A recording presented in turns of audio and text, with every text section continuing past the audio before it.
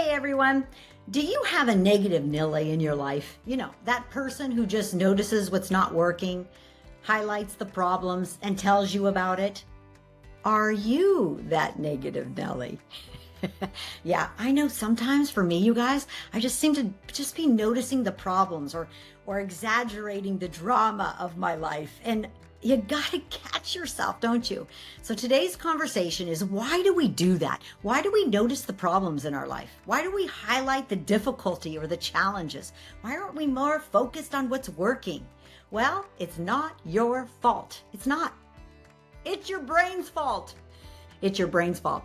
Today's show, I'm going to give you 3 reasons why your brain is wired to notice negativity, what's not working, and problems.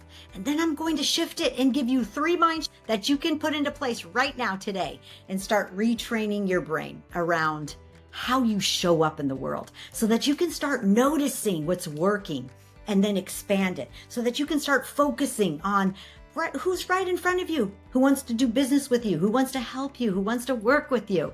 And you can start seeing what's working in your life and expand it. What a way to retrain your brain, show up more positively, and start attracting